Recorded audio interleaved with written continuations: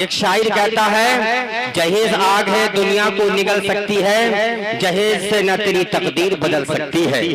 جہیز آگ ہے دنیا کو نگل سکتی ہے، جہیز نہ تیری تقدیر بدل سکتی ہے۔ ارے تو شادیوں میں مانگ رہا ہے آج جہیز، کل اس آگ میں تیری بیٹی بھی جل سکتی ہے، کل اس آگ میں تیری بیٹی بھی جل سکتی ہے۔ ایک اور شاعر کہتا ہے کہ لگے ہیں موت کے پہرے حیات بھی مانگو، بہا کے اشک دکھوں سے نجات بھی مانگو۔ لگے ہیں موت کے پہرے حیات بھی مانگو، بہا کے اشک دکھوں سے نجات بھی مانگو۔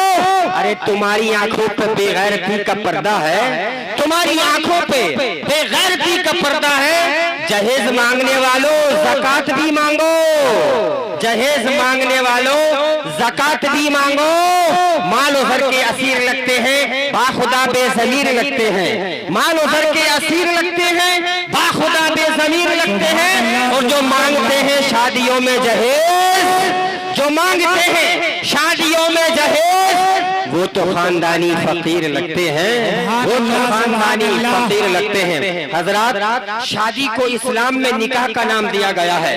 نکاح کا مطلب ہوتا ہے ملانا، جوڑنا۔ شادی کے ذریعے ایک مرد ایک عورت آپس میں نہیں جڑتے ہیں، بلکہ ایک خاندان دوسرے خاندان سے جڑ جاتا ہے، ایک قبیلہ دوسرے قبیلے سے جڑ جاتا ہے۔ عزیزان ملت، یہ اتنا انوکھا، اچھوٹا اور یہ نرالا رشتہ ہے۔ دنیا کے اندر جتنی محبت ہم نے اس رشتے کے ذریعے دیکھی اور کسی رشتے کے ذریعے نہیں دیکھی ہے۔ لڑکی اس گاؤں کے رہنے والی، لڑکا اس گاؤں کا رہنے والا ہے، تو اجنبی ہے، کوئی آشنائی نہیں ہے، کوئی شناخت نہیں ہے، کوئی پہچان نہیں ہے، لیکن لڑکی اجنبی، لڑکا اجنبی ہے۔ جب وہ دونوں رشتے اتفاق سے منسلک ہو جاتے ہیں، جب ایک دوسرے سے وہ ان کا نکاح ہو جاتا ہے، عزیزان ملت، جب نکاح ہو جاتا ہے تو پروردگار عالم اتنی محبت پیدا فرماتا ہے۔ یہ رشتہ نکاح کی برکت ہے۔ یہ محبت سوشل میڈیا کے ذریعے پیدا نہیں ہوتی ہے، انسٹاگرام کے ذریعے پیدا نہیں ہوتی ہے، یہ واٹس ایپ کے ذریعے پیدا نہیں ہوتی ہے، یہ فیس بک کے ذریعے پیدا نہیں ہوتی ہے، بلکہ ایک اجنبی لڑکے اور ایک اجنبی لڑکی کے درمیان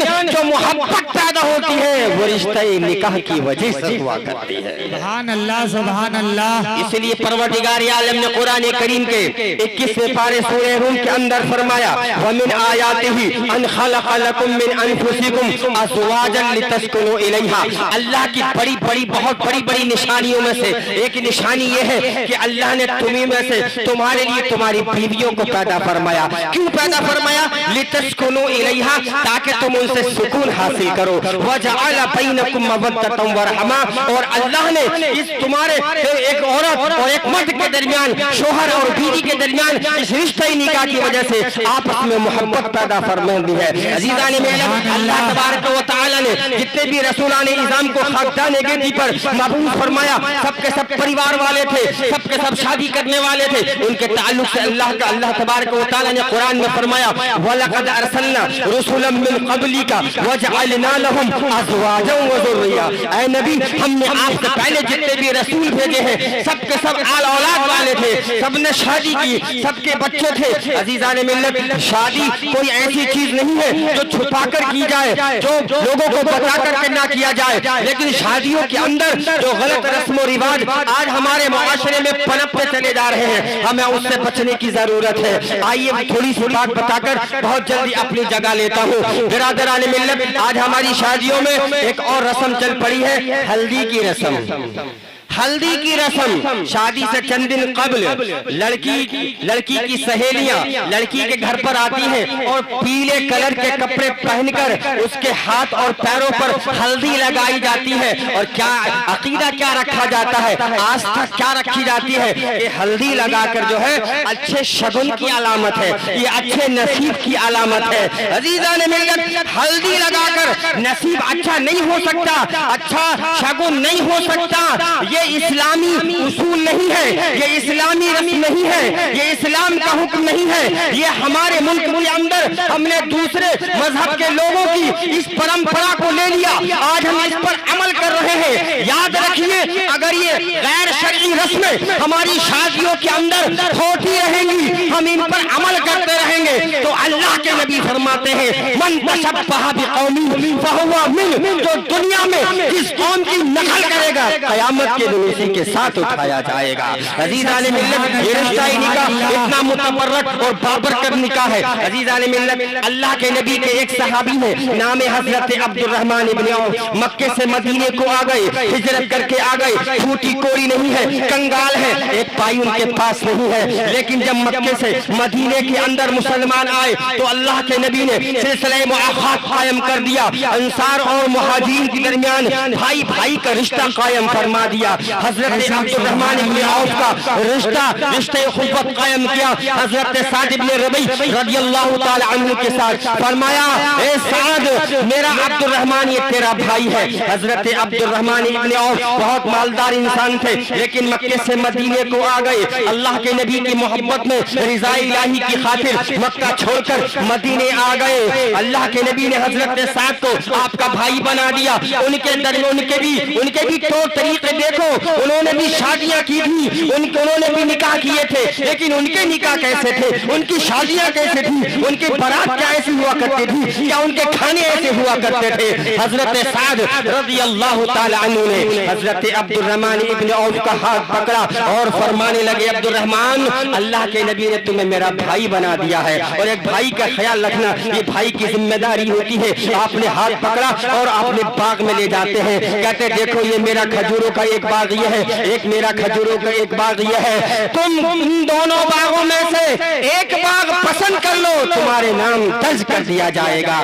گھر لے کر کے آتے ہیں اور کہتے ہیں میں نے چار شادیاں کی ہیں, تم میری ایک بیوی کو پسند کر لو, میں اس کو طلاق دے دوں گا, وہ عدت گزار لے گی. تم نئے ہو, اجنبی ہو, مدینے کے اندر ایک مسافر کی حیثیت رکھتے ہو سکتا ہے کوئی تم سے شادی نہ کرے, کوئی تم سے نکاح نہ کرے, لیکن تمہیں اللہ کے نبی نے میرا بھائی بنا دیا ہے. ایک بھائی کا خیال رکھنا ایک بھائی کی ذمہ داری ہوتی ہے. عزیزان ملت, اگر ہم میں سے کوئی ہوتا تو باغ بھی لے لیتا, ہم میں سے کوئی ہوتا ان کی بیوی سے وہ نکاح بھی کر لیتا, لیکن خوددار تھے, غیرت مند تھے, غیرت ایمانی ان کی رگ میں توڑ رہی تھی. نبی کے سچے وفادار تھے, جانثار تھے, جان چھڑکتے تھے نبی کے قدموں پر. حضرت عبد الرحمن ابن عوف کہتے ہیں نہیں اے میرے بھائی, بارک اللہ فی اہلک و مالک, اللہ تیرے باغوں میں برکت عطا فرمائے, اللہ تیرے اہل و عیال میں برکت عطا فرمائے.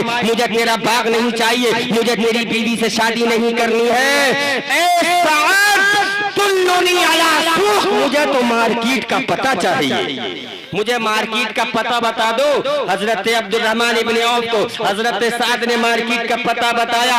کہتے ہیں حضرت عبد الرحمن نے گھی اور پنیر کا کاروبار شروع کیا, گھی اور پنیر کا کاروبار شروع کیا. اتنی برکت عطا فرمائی اللہ نے ان کے مال میں, اتنی برکت عطا فرمائی. کہتے ہیں اگر میں بسم اللہ پڑھ کر کسی پتھر کو ہاتھ لگاتا تھا تو اللہ اس کے نیچے سے مجھے سونا اور چاندی عطا فرماتا تھا. اتنے مالدار ہو گئے, بہت مالدار ہو گئے. ایک دن بارگاہ رسالت میں تشریف لاتے ہیں, اللہ کے نبی نے دیکھا کہ ان کے جسم پر, ان کے کپڑوں پر زرد رنگ کی خوشبو لگی ہوئی ہے. یہ اس وقت مدینے کے اندر عورتوں کو لگائی جاتی تھی. اگر کسی مرد کے کپڑے پر وہ زرد رنگ کی خوشبو نظر آتی تھی تو پہچان یہ ہوتی تھی کہ اس نے شادی کر لی ہے, اس نے نکاح کر لیا ہے. حضرت عبد الرحمن ابن عوف بارگاہ رسالت میں حاضر ہوئے, سرکار نے خوشبو کو دیکھا اور فرمایا عبد الرحمن اتزوجتا, کیا تم نے شادی کر لی ہے؟ فرماتے عرض کرتے ہیں یا رسول اللہ, میں نے ایک انصاری عورت کے ساتھ شادی کر لی ہے, ایک انصاری عورت کے ساتھ شادی کر لی ہے. دیکھو نبی کے کتنے چہیتے ہیں, صحابی رسول ہیں, عشر مبشرہ میں سے ہیں. یہ وہ صحابی ہیں جن کے بارے میں پیارے آقا نے فرمایا تھا میرا عبد الرحمن जन्नत में छलांगे भरता हुआ दाखिल होगा। नबी के चहीते सहाबी हैं, निकाह कर लिया लेकिन नबी को दावत में नहीं बुलाया। आज हम तो गिले शिकवे करते हैं। अगर हमारा पड़ोसी शादी करता है, हमारी बस्ती के अंदर शादियां होती हैं, निकाह होते हैं, कोई करीबी हमारा निकाह करता है, अगर हमें ना बुलाए हम तो गिले शिकवे करते हैं, हमें कुछ समझा नहीं, हमारी कोई हैसियत नहीं है, हमारी कोई औकात नहीं है। नबी के इतने बड़े चहीते सहाबी हैं लेकिन निकाह कर लिया, सरकार की बारगाह में हाजिर हुए। नबी ने पूछा क्या शादी कर ली? कहा या रसूल अल्लाह मैंने एक अंसारी औरत के साथ शादी कर ली है। तो नबी ने ये नहीं पूछा था तुम्हें जहेज में क्या मिला है, अरे तुम्हें ये नबी ने ये नहीं पूछा था कि सोना कितना मिला है, चांदी कितनी मिली है, तुम्हें जोड़े कितने मिले हैं, तुम्हें पैसा कितना मिला है, तुम्हें जमीन कितनी मिली है, तुम्हें बिस्तर कैसा मिला है, तुम्हें बेड कैसा मिला है, पानी पीने के लिए कितने बर्तन मिले हैं, खाना बनाने के लिए कितने बर्तन मिले हैं, तुम्हें सवारी में कितने जानवर दिए गए हैं। नबी ने ये नहीं पूछा कि जहेज में क्या मिला है, बल्कि नबी ने फरमाया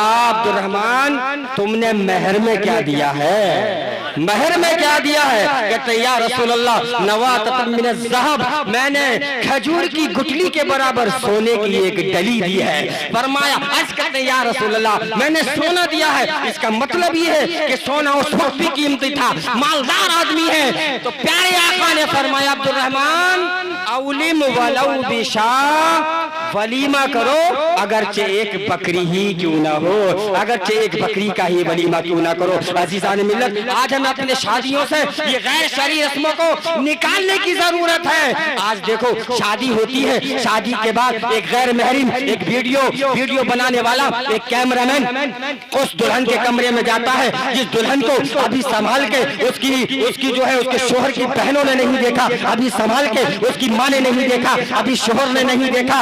उस दुल्हन को सबसे पहले कैमरामैन देखता है, उसके जिस्म पर जेवरात भी है और शादी का लिबास भी वो पहने हुए है, तरह तरह की खुशबू वो लगा हुए है। लेकिन गैरत आज हमारी कहाँ मट्टी चली जा रही है। ये गैर शरई रस्म रिवाज हमारी कम्युनिटी, हमारी सोसाइटी, हमारे समाज के अंदर ये क्यों पनपते चले जा रहे हैं।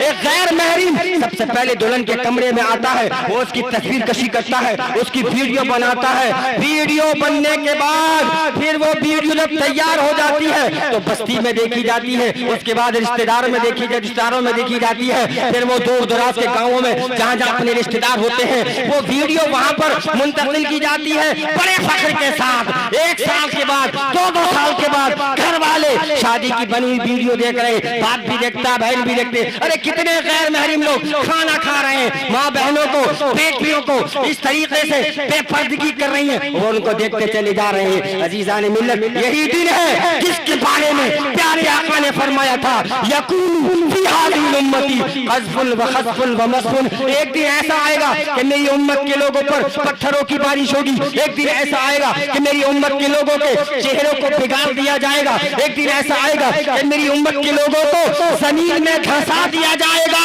तो सहाबा ने अर्ज़ किया या रसूल अल्लाह ऐसा कब होगा?